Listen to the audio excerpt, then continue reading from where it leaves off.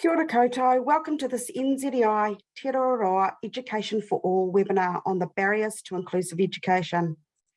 Just while we wait for people to join, could you please put your name and where you're joining from in the chat, and make sure that you set your chat function to everyone so that we can all see your messages.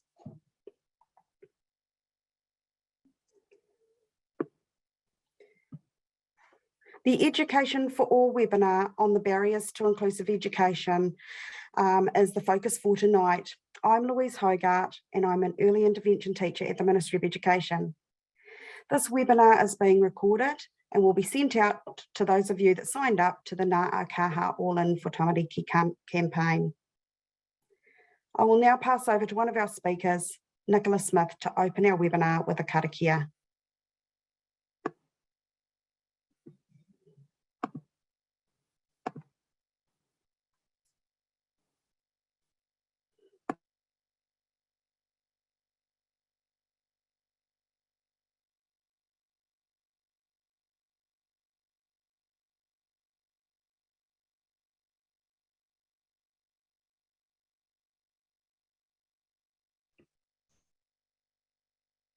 I didn't unmute myself.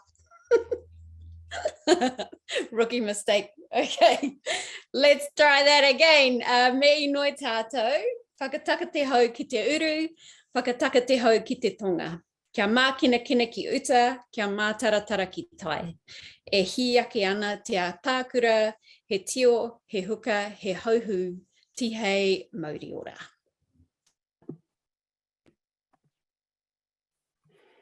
Kia ora for that. I want to extend a warm welcome to members and whānau who have joined us tonight for this NZEI Te Aotearoa and Education for All webinar on the barriers to inclusive education. Once again, just a wee reminder to put your name and where you're from in the chat and to set your chat function so that everyone can see your message instead of just the panelists. We know that not all tamariki have access to the support they need to thrive. The purpose of tonight's webinar is to begin discussion around society's understanding of disability and how this presents itself in the education system. We will discuss what it means to have a truly inclusive education system and the barriers that we currently face. The issues of inclusion and access also extend to disabled educators within our early childhood centres and schools. The education system does not view disabled tamariki as taonga. On the eve of the International Day of Persons with Disabilities, this webinar is part of NZEI Te Aotearoa's Ng Aukaha All for Tamariki campaign to address the under-resourcing of learning support in the education system. Inclusion is about tamariki and whānau having autonomy over the best types of education for them, and having appropriate funding and supports in place to enable this. But alongside resourcing, we also need to challenge ableism at all levels. The discrimination of people with disability in favour of more able people. Speakers will talk about how ableism means that some tamariki do not have positive experiences in the education system. However, we all know that being open to challenge helps us grow as professionals. I feel honoured to be hosting the webinar, and we are very fortunate to be joined by such great speakers. We have with us Paula Tesorero, Disability Commissioner, who will provide a vision of where our education system needs to be. We also have Rachel Noble, a disability rights activist, past teacher, and the current General Manager of Disability Strategy Capital and Coast DHB, talking about the different models of disability. Nicholas Smith, RTLB, also joins us tonight. The NZEI, she's also the NZEI Te Aotearoa Tauranga Branch President, the convener of the Bay of Plenty Wairiki Ngā Aukaha Reference Group, and parent advocate, who will discuss navigating the education system through a parent, educator, and tikanga Māori lens. Finally, Amy Taylor is with us, disabled student teacher, and she'll talk to us about the barriers faced by disabled kaiako. We will hear from each of the speakers and then we will move to the Q&A session. If you have any questions, please use the question and answer function. And if you'd like it answered by a specific person on the panel, please make that clear. First up, it's a great honour to be joined by the Disability Commissioner, Paula Tesoriero, who will begin by providing a vision of what a well-resourced, inclusive education system looks like. Paula? Thanks, Louise. Ngā mihi nui, kia koutou katoa, ko Paula Tesoriero, tōku ingoa. It's a real pleasure to be here, and I know that this is another conference that we're doing online, and I know that earlier hopes from the team at NZEI is that we would have been together in person, but I just want to congratulate the team for, notwithstanding the current challenges, for finding a way to make this really important conversation happen. Inclusion is grounded in the vision of a free and equitable society where everybody is empowered to realise their potential and contribute to human flourishing. Our classrooms across Aotearoa should be key locations to bring about the social change we need to create an inclusive and equitable society where everybody can live fulfilling lives. Our classrooms could be a microcosm of the society that we want to be, starting with early childhood education, where attitudes towards disability are formed. Developing the potential of all disabled tamariki and rangatahi in our early childhood and schooling system is essential if we want to fundamentally turn around the outcomes that too many disabled New Zealanders face. Across most social indicators in Aotearoa, disabled people fare worse than non-disabled people. This is across areas of disproportionate levels of violence and abuse, disproportionate levels of youth justice and adult prison population stats, poor housing access. We know that more disabled people and tamariki live in poverty than non-disabled people, and disabled people have twice the unemployment rate as non-disabled people. An inclusive education system, a reimagined education system in Aotearoa is key if we are serious about turning that around. Inclusive education continues to be one of my top priorities in this role. It is a fundamental human right of all learners. We know, and Louise touched on this, the current education system does not meet the needs of our country's disabled young people. This has come through loud and clear in a number of reviews, including the review of Tomorrow's Schools back in 2018, which underlined the fact that our current system is unjust and inequitable for too many young disabled learners. So what would an inclusive education system look like? We know that in a report published by the Office of the Children's Commissioner in 2019 called What Makes a Good Life, featured key attributes that would enable young people to learn better and enjoy school. They were flexibility in how they were taught, classrooms being set up in a way that works for them, relevant subjects, flexible start and finish times, and being able to choose what they wear. Consistent with the UN Convention on the Rights of Persons with Disabilities, an inclusive education system takes a whole systems approach. It means that every level of the education system must be inclusive and accessible. From the culture, to the curriculum, to the workforce, to what happens in the playground, every aspect of our system.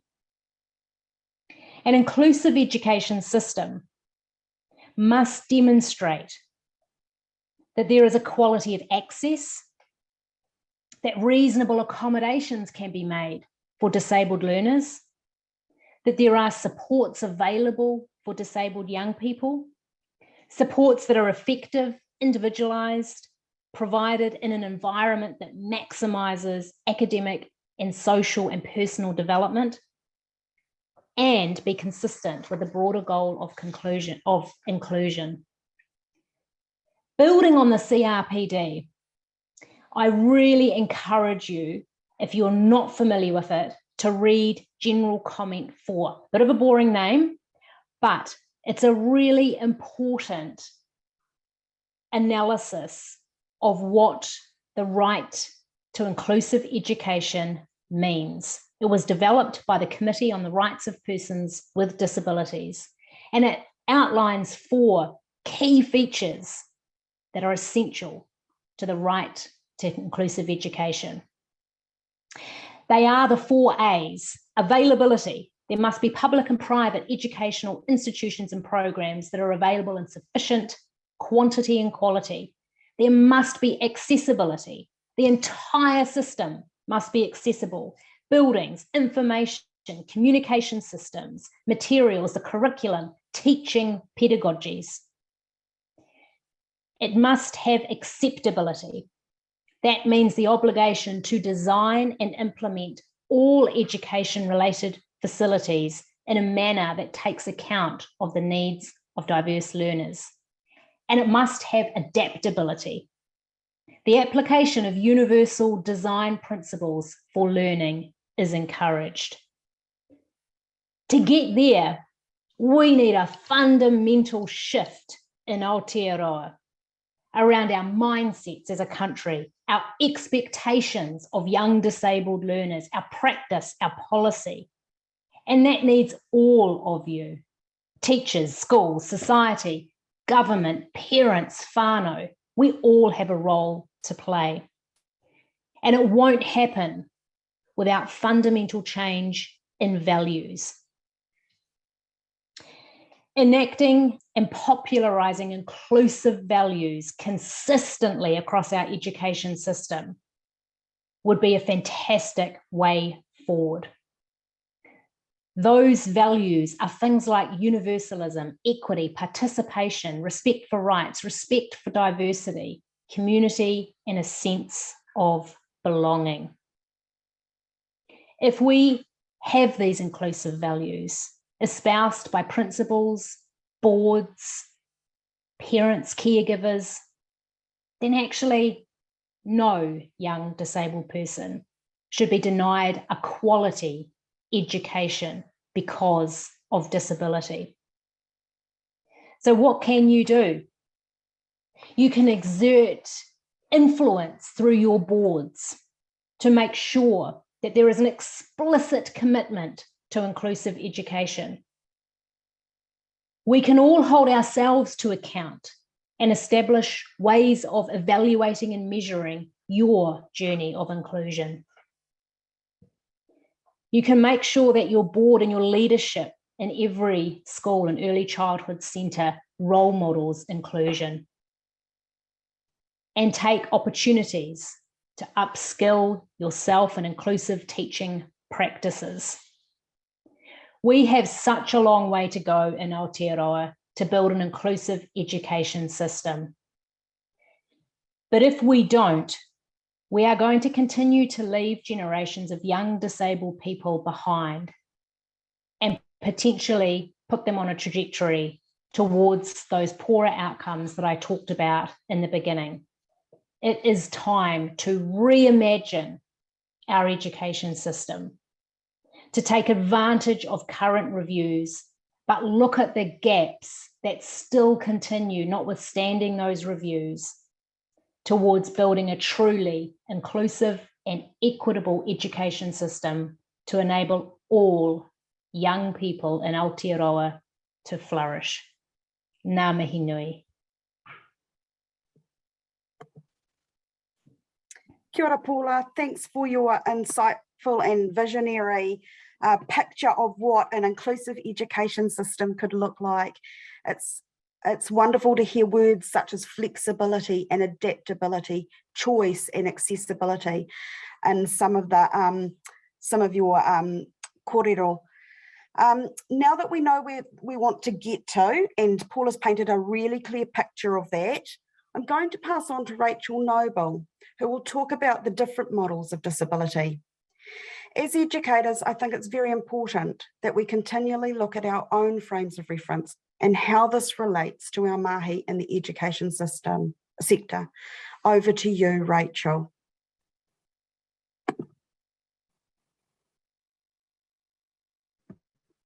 Thank you. Good to see everyone here, and always great to talk about inclusive education and how we can get there more quickly. And thank you to NZEI for hosting this, and thank you, Paula, for getting the theme. And I'm just going to pick up on a couple of the models and have a wee bit of a discussion about the active steps we can take now to help us get there. So to help us understand where we are now, it's always we need to be mindful of all the different factors that define the environment that we're in now. So there's attitudinal factors, there's social factors, political factors, cultural and economic factors. So all those are taken on by the state, by the government, but also by the wider society. So how we are viewed by the government, how we are viewed by society has a big impact on how we fit into society. And so the collective work we have to do is to get it to where we want it to be. So where we've come from, unfortunately, means that we've experienced for many years discriminatory, paternalistic, individualised, deficit-based approaches. What's wrong with you?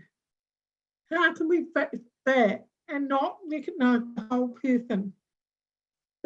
My parents were told that they would never get past the reading age of 7 based on my level of hearing loss. So straight away, there was a label that they were expected to accept and live with. And we shouldn't start with the deficit model right from there. We also do a lot of victim blaming. We see a lot of it's the disabled person that makes the world wrong. We're the ones that have to be fixed. We wear the weight of the world on our shoulders, if you like, and we are the problem that causes grief to our parents, that causes grief to our teachers, and causes grief to wider society, and we are the problem.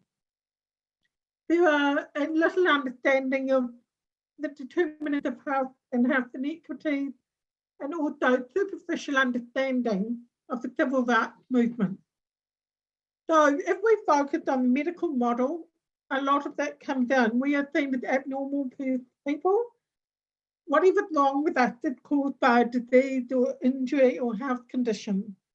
There's a big focus on finding out exactly what's wrong with us and then trying to fix us and cure. And it's paternalistic. Yesterday I was hearing about a beautiful 7-week-old baby boy that was born recently. What made me sad was the amount of pressure that the parents of this beautiful boy are to make decisions about his language use, make decisions about how he's going to hear or access the world. Give him a chance to bond with his parents and be cherished as their brand new baby. Anyway, we have a lot of policies that rely on definition, and basically we are disconnected from our history, disconnected from the socio-economic environment, political environment, geographical environment. I often ask people if they can name a disabled leader, and often people have blank looks in their faces. Sometimes I might get Paula, sometimes I might get Huhana Hiki. When the Paralympics are on, I'll get the Paralympian, but we don't think of disabled leaders in our society. So that's the model, well, that's the picture that we have there. So we really want to jump into the rights-based model. where we as disabled people have the same rights as everyone else. We're equity, we're part of the rich and diverse humanity that we have here. Reduce ableism, reduce racism and sexism and all those things. So disability is seen as a social construct.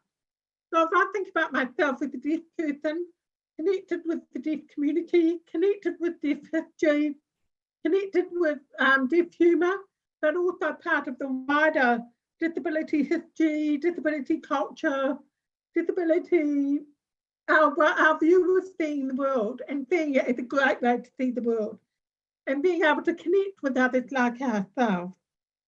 The focus in the right-based model is inclusive environment. So take away the barriers and make sure that we can come in and participate. It's about being independent, and it's about it's the best practice approach, really. In New Zealand, we still talk a lot about social model ideas, which are the problem within society.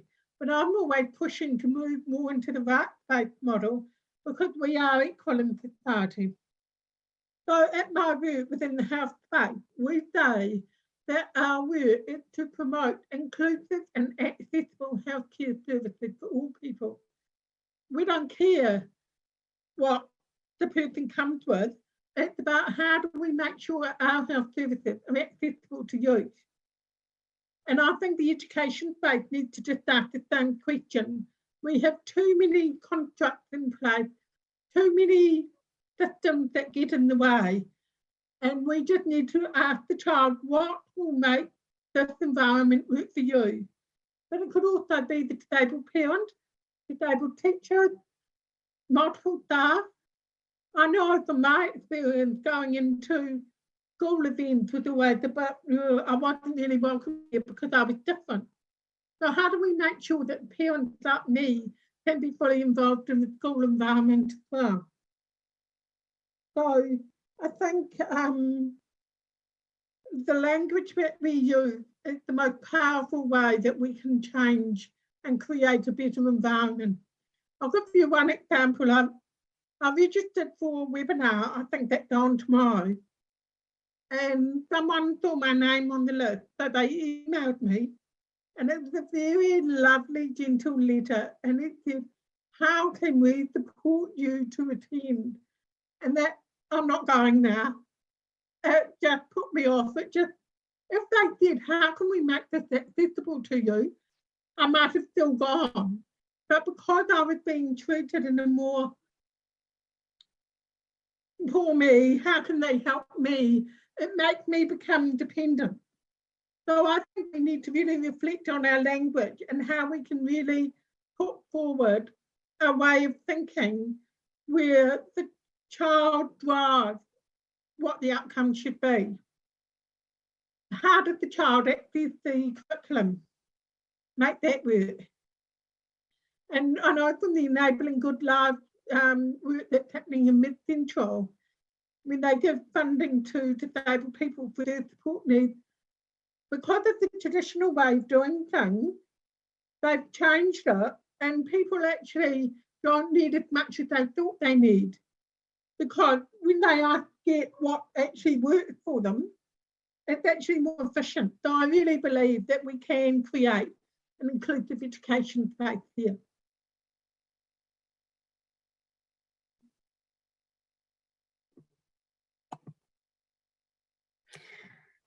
Kia ora, Rachel. Thanks for your kōrero.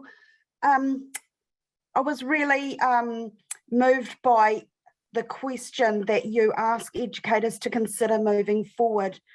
What will make this environment work for you?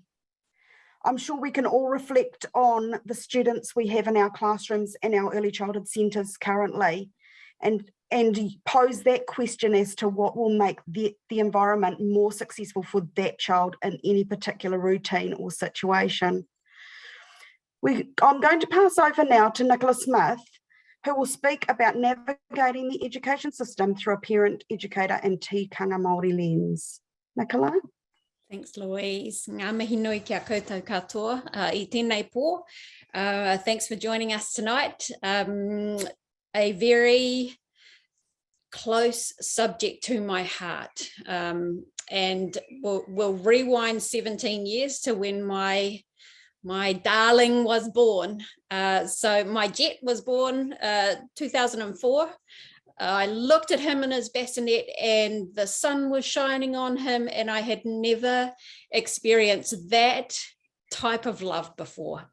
It was a fierce love, a protective love, you know.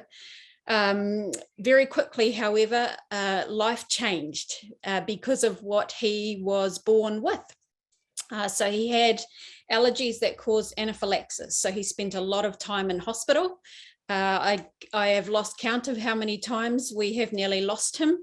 And yeah, it was very, very, very challenging as a sole parent to raise this child that had such high needs, medical needs.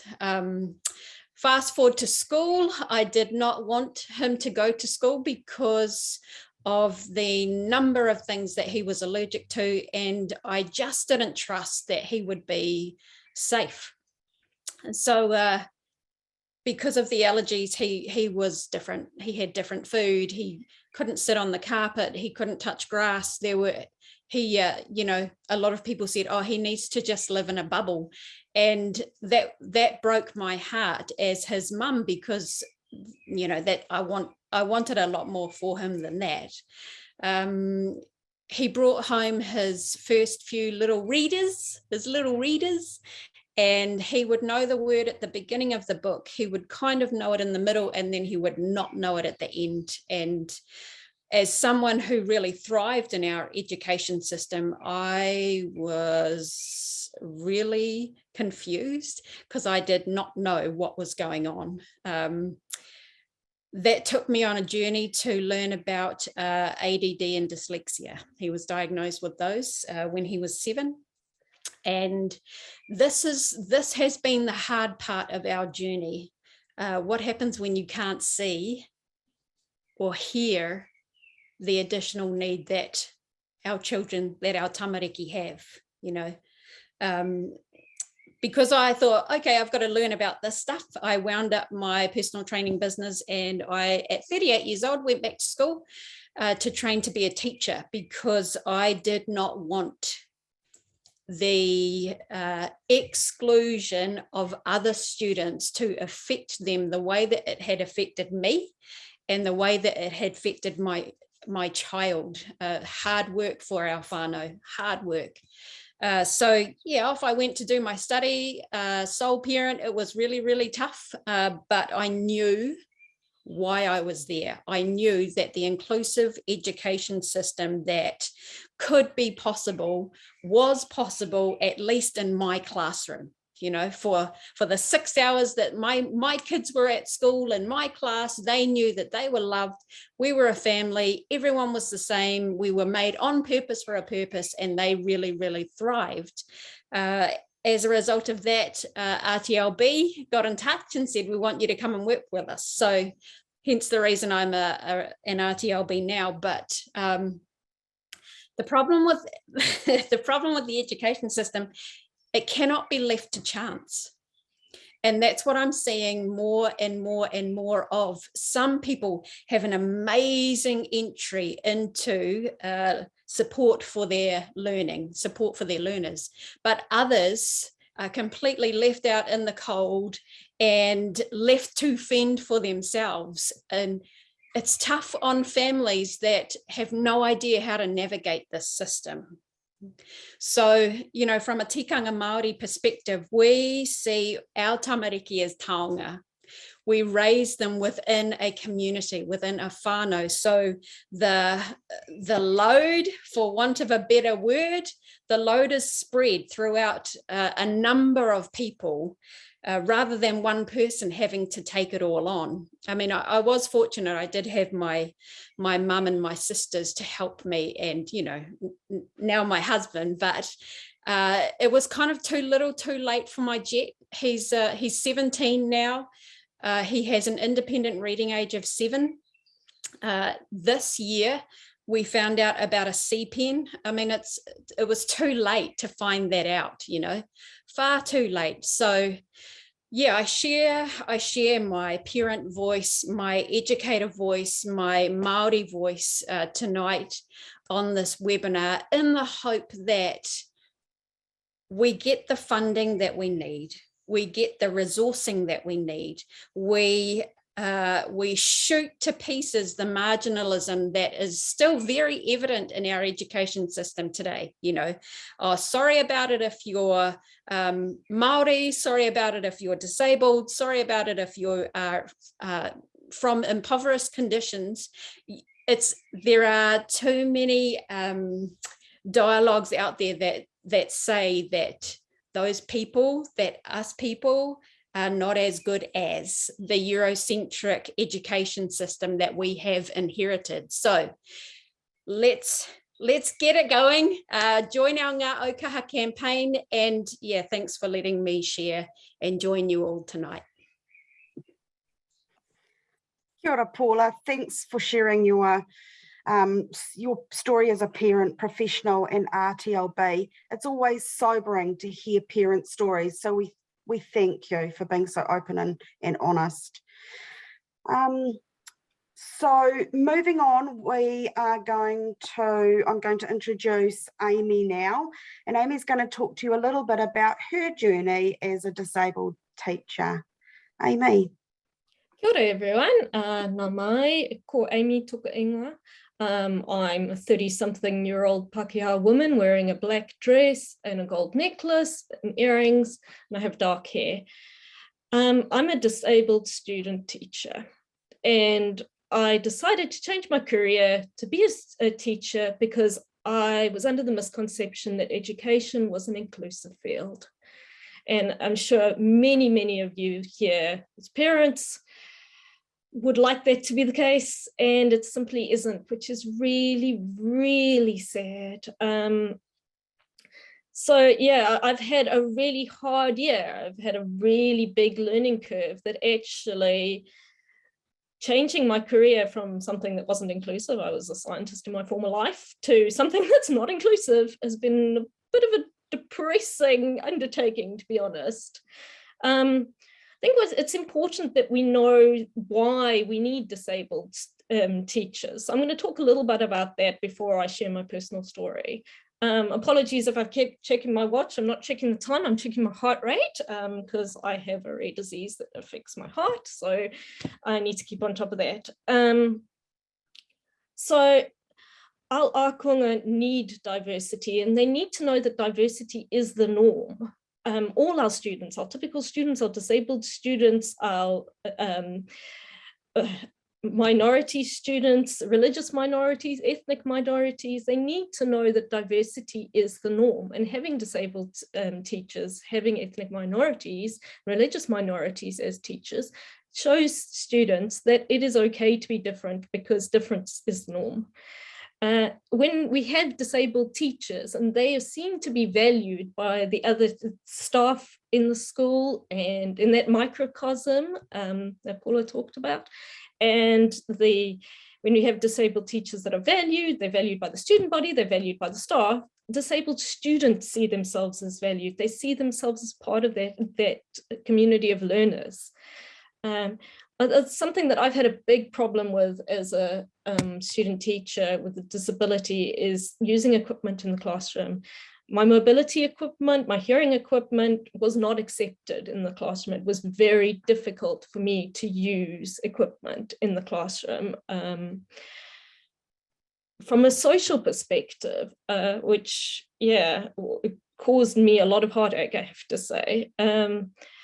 And I have to say that a disabled teacher is the person that is in the best position to understand your disabled child. You can't actually, if you don't have lived experience, then it's very difficult to put yourself in those shoes. So I hope that I've convinced you that disabled teachers do actually add value and we don't just cost money. So this ever-present question, and Rachel actually spoke about this, what is wrong with me? I have a rare systemic disease called mast cell activation disorder, which basically means my body is in a perpetual state of having a severe allergic reaction. So it affects my heart, it affects my digestive system. I have days where I'm sitting on the toilet constantly. It's not nice to talk about it, but it's the truth. I'm very susceptible to serious infection. I perpetually have allergy symptoms. I take a lot of medication and it helps, but I am not at my best always. And that's chronic disease. It's just the way it is. I use mobility aids. I experience a lot of pain, and I use mobility aids to mitigate that. I also have an essential tremor. I don't know whether you can see that, but I shake a lot, which the kids stare at because they've not been explained.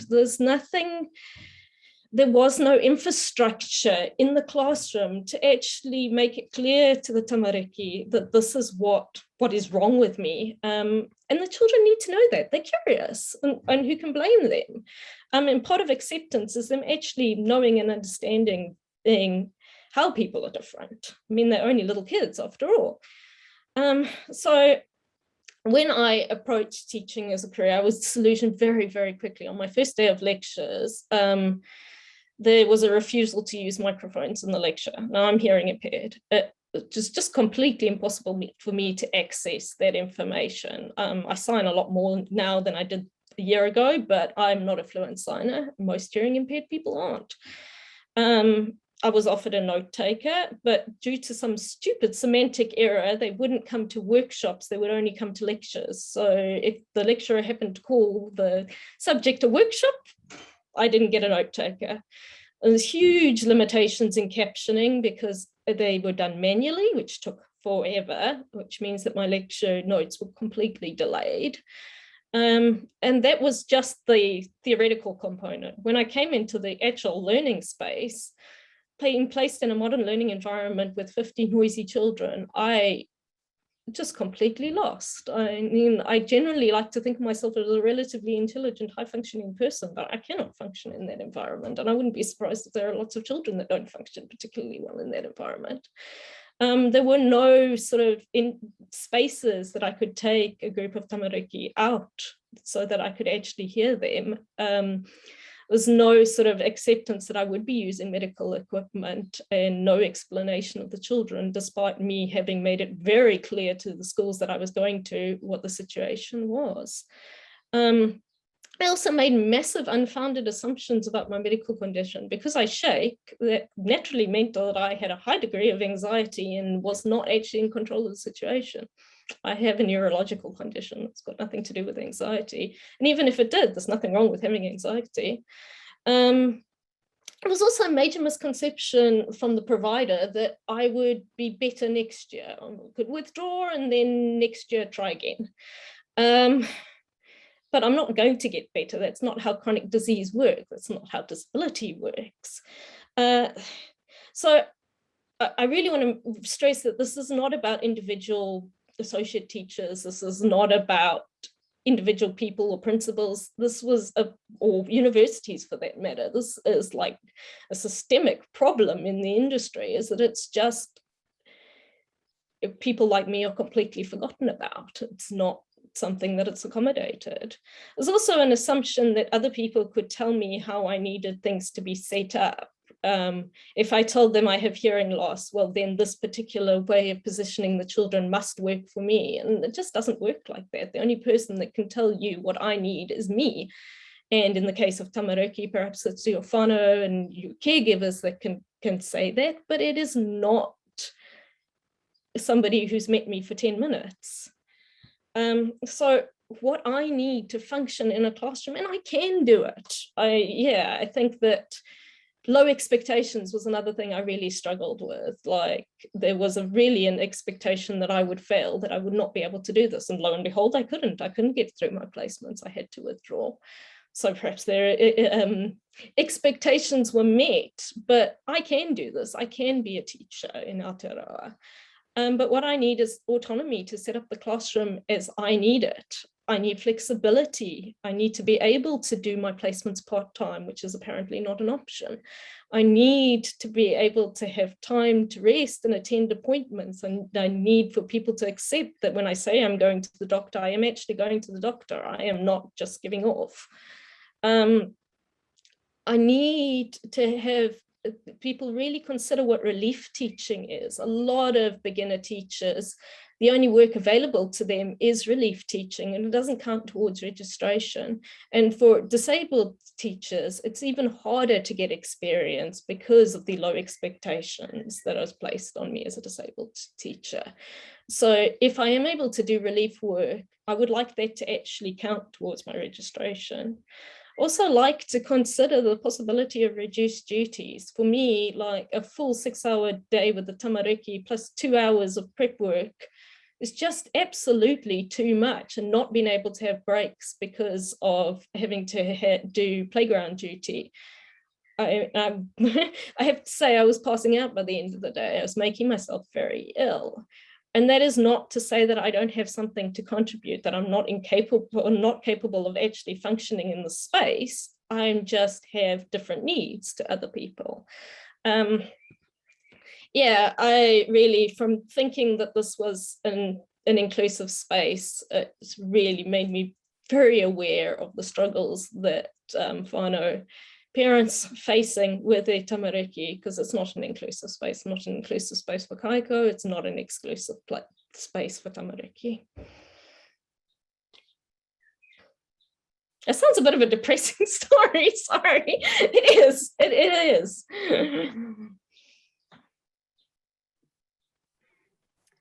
Kia ora, Amy. Thanks so much for sharing your story. The parallels I hear as you speak about your experiences as a student teacher highlight things like assumption, judgment, the need for more autonomy, flexibility and adaptability, which have been mentioned earlier by our other speakers, and fundamentally trust that you are able and can do the role that you've committed to, you know, with those other provisos, the adaptability and the flexibility and things.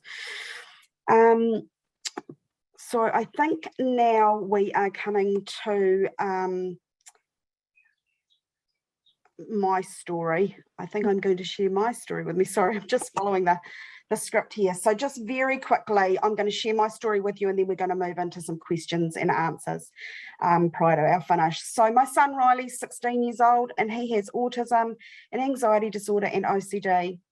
His perception of himself as a neurodiverse teen is that his strengths are having a really great memory and an ability to learn faster than others. However, the downside of having autism is that he has heightened senses with regard to hearing and smell, and this makes environments super noisy and at times really painful for him. At school, the environments were sometimes intolerable because of the level of smell or noise. He describes his school as being very challenging. When trying to think of the positives about school, he found it difficult to recall them. Perhaps it was the teachers who tried their best to understand him, although often unsuccessfully, or the teacher aides who could navigate and advocate for him, but weren't always sure when to step back and let him fly. Riley says there was never a quiet place to go where he could make himself comfortable and complete his work with less noise and less pressure. Making friends at school was near impossible. He was so compromised by his social deficit and the overwhelming anxiety and the sensory implications that he couldn't make friends. He often appeared isolated and unsociable, which is not appealing, you know, when making friends.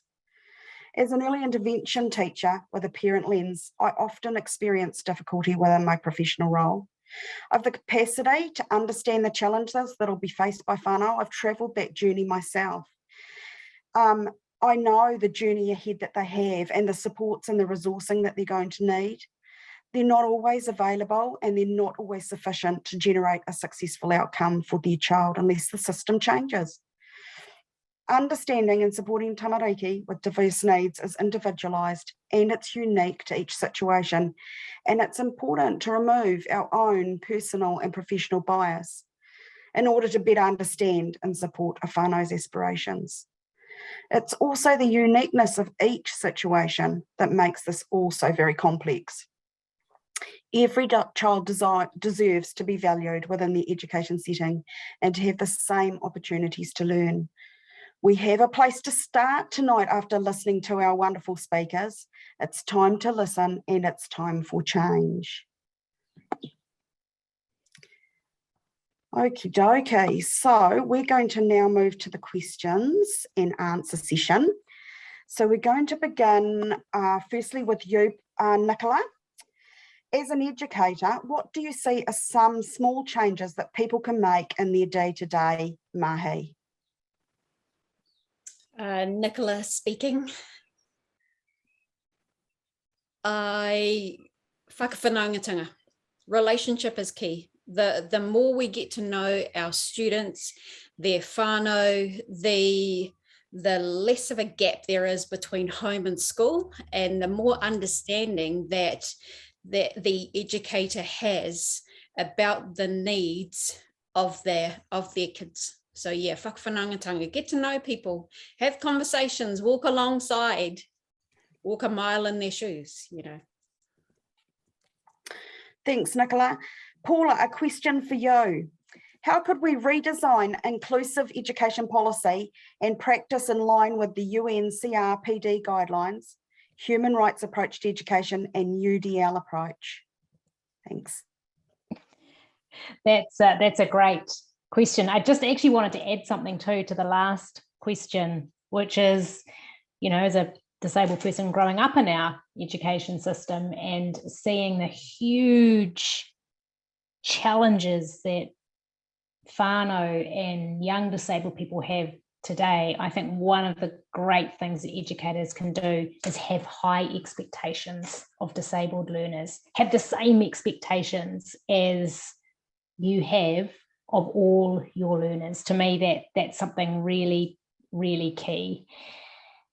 The question that has been asked about how to make our system inclusive, you know, along the lines of the CRPD, I think it really is about,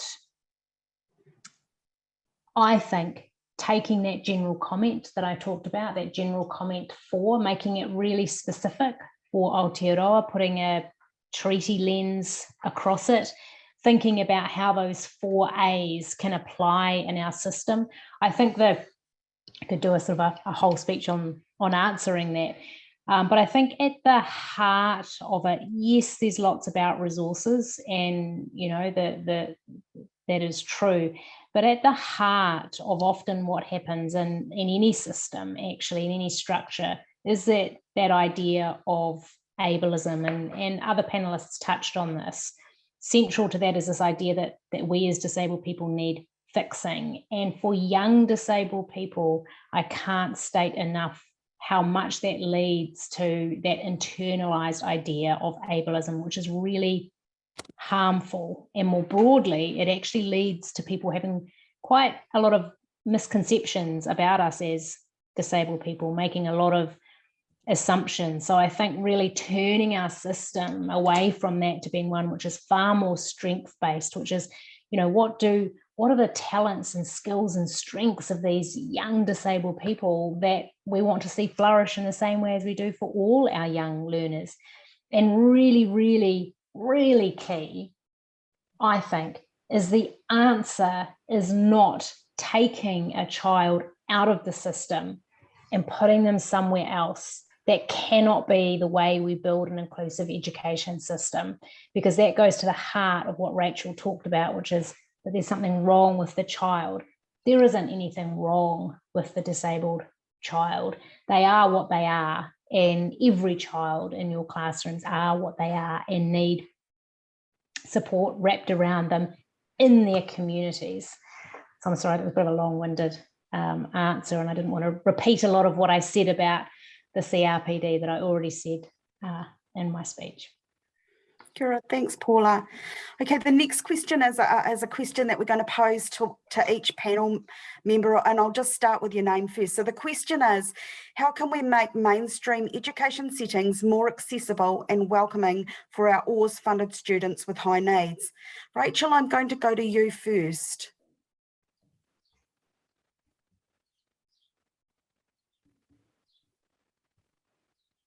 Yeah, it's Rachel here. I think we need to kill the old funding system because it's not flexible, it's not responsive, and it's very medical model deficit based.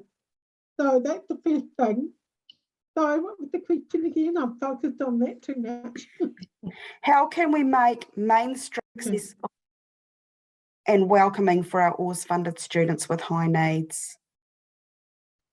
Yeah, I think we need to stop thinking about the term mainstream, because mainstream means the disabled child is expected to be one and act and behave the same way as everyone else.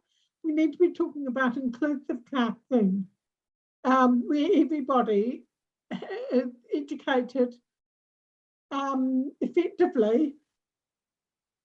Everyone helps with each other's learning, and we just create the values of a really good inclusive learning environment and make sure that the reasonable accommodations that need to be in place are in place.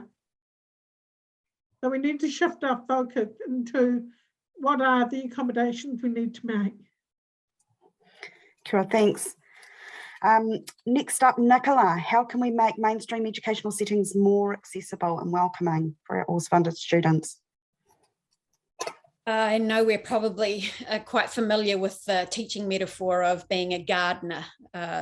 No flower can flourish if the soil isn't correct and the sunshine isn't there and the water isn't there. So just as Rachel has said, we need to have in place the accommodations necessary for all Tamariki to thrive, whether funded in some way or ACC funded in that way, or, you know, whatever funding or non-funding they come with.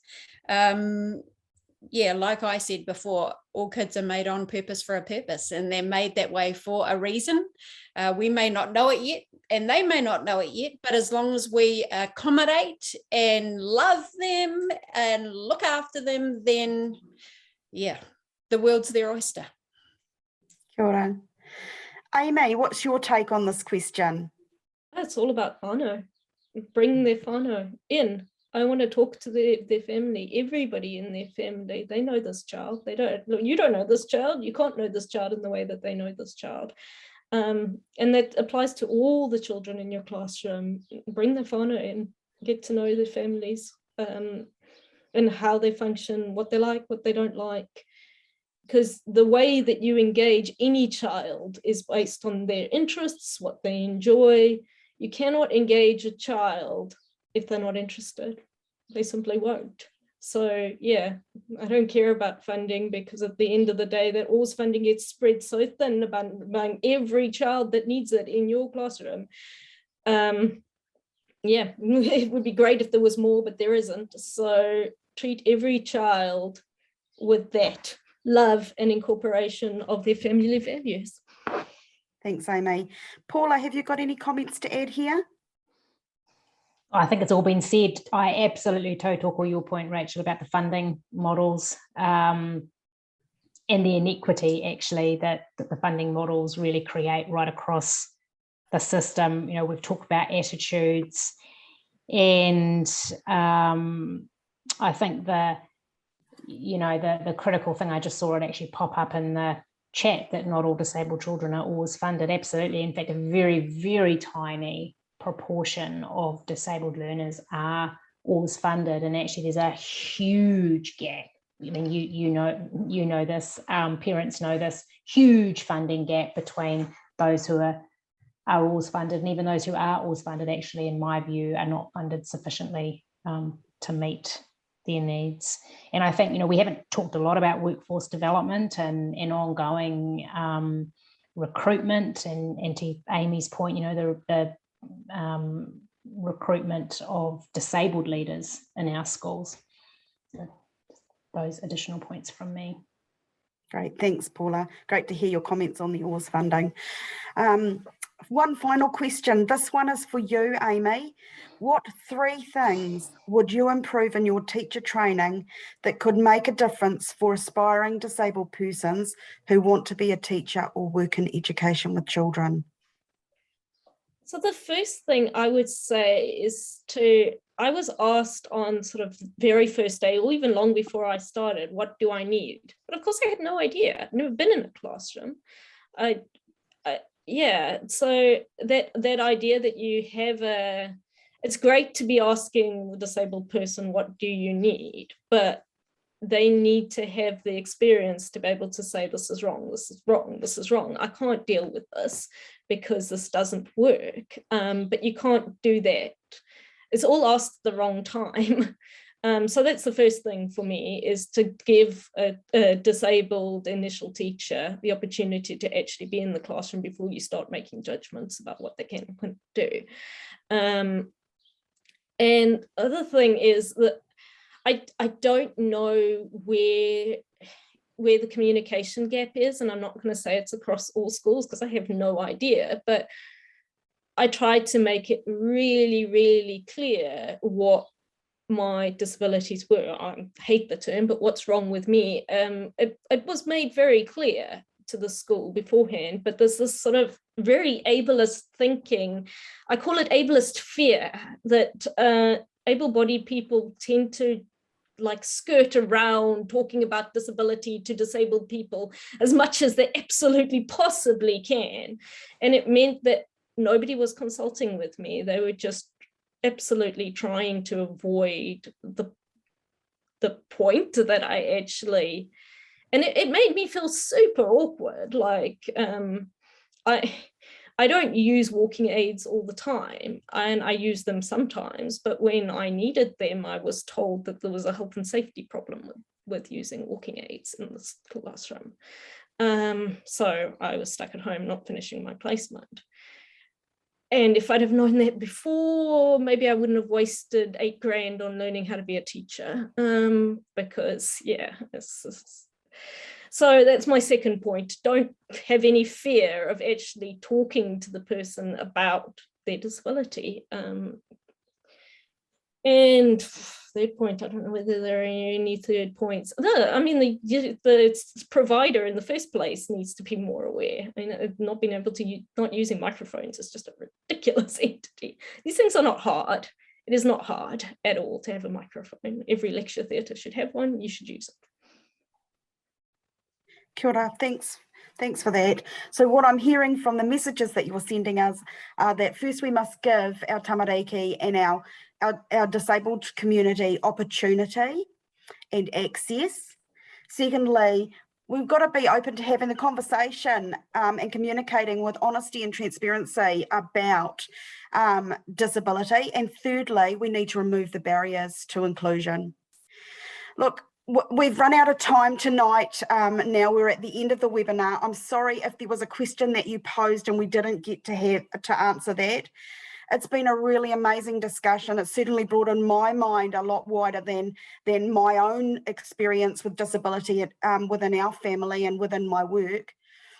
I'm going to pass over to Nicola to close tonight's webinar with a karakia. Thank you all for being here. Ngā mihi aroha kia koutou katoa. There's a beautiful whakatauki that we use in our Tauranga Moana TLB office, and it's ko te ahurei o te tamaiti arahia o tātou mahi. Let the uniqueness of the child guide our work. I'll close in karakia now. Me inoi tātou. Kia tātou katoa, te atawhai o tō tātou ariki a ihu karaiti, me te aroha o te atua, me te whiwhinga tahitanga ki te wairoa tapu, ake, āmene.